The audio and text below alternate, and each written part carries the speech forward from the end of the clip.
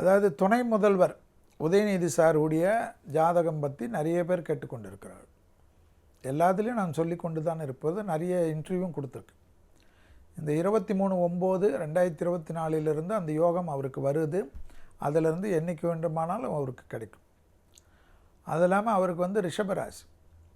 அந்த ரிஷபராசியில் கண்டிப்பாக அவருக்கு இப்போ நடக்கக்கூடிய திசா புத்திகள் படி மிருகசீரிஷ நட்சத்திரம். அதனால் அவருக்கு இந்த சுக்கிர புத்தி 2026 வரைக்கும் இருக்குது. அதுக்கப்புறம் சூரியன் சந்திரன் வந்தாலும் அந்த புத்திகளில் தேக ஆரோக்கியத்தில் மட்டும் சிறிது கவனம், உடனிருப்பவர்கள் விஷயத்தில் சிறிது கவனம். மற்றபடி பெரிய பேர் புகழ் நீச்சபங்க ராஜயோகத்துக்கு உண்டான ஜாதகம். செவ்வாய் நீச்சமாகி சந்திரன் உச்சம் பெற்றிருக்கக்கூடிய ஜாதகம். அதனால் அவருடைய முழு ஜாதகம் சரியாக தெரியும் என்பதனால் அவருடைய ஜாதகம் வரக்கூடிய காலகட்டத்துக்கு முன்பாக அவருடைய அரசியல் கண்டிப்பாக வருவார். அரசியல் பேர் புகழையும் பெறுவார். ஒரு படிக்கட்டாக அவர் முன்னேறுவார் என்பதெல்லாம் காட்டியிருக்கும். அவருடைய வழியில் அந்த அவருடைய தந்தையாருக்கு உறுதுணையாக இருக்கக்கூடிய ஜாதகம். அதேபோல் பலரையும் அரவணைத்து கொண்டு செல்லக்கூடிய ஜாதகம். இந்தியா முழுவதும் அதனுடைய நீச்சபங்க ராஜயோகம் என்பது அதனுடைய எடுத்துக்காட்டு. இப்பொழுது மோடிஜி இருக்கிறார் என்றால் அந்த நீச்சபங்க ராஜயோகம் தான் அவரை வழி நடத்துகிறது என்று நம்ம பல நிகழ்ச்சியில் சொல்லியிருக்கோம்.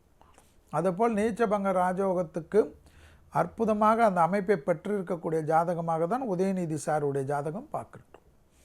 அப்போ அது வேலை செய்யும்.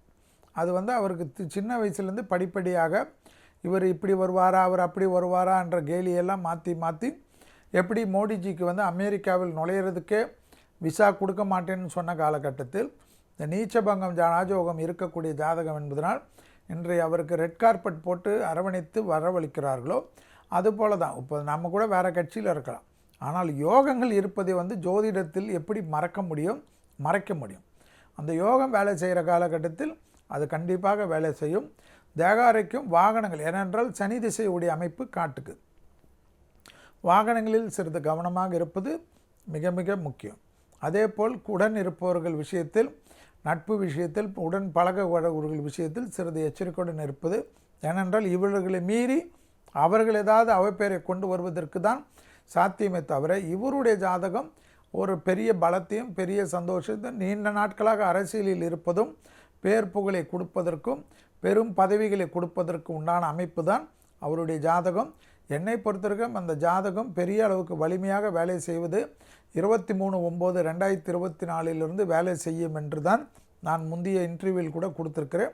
எனவே அதன்படி தான் இப்பொழுது மகாலய பட்சமாக இருந்தாலும் எந்த பட்சமாக இருந்தாலும் இந்த பொறுப்பு அவருக்கு 23/9 அது உண்டான அமைப்பை ஏற்படுத்தி கொடுப்பதை தான் இப்பொழுது நாம் பார்க்குறோம்.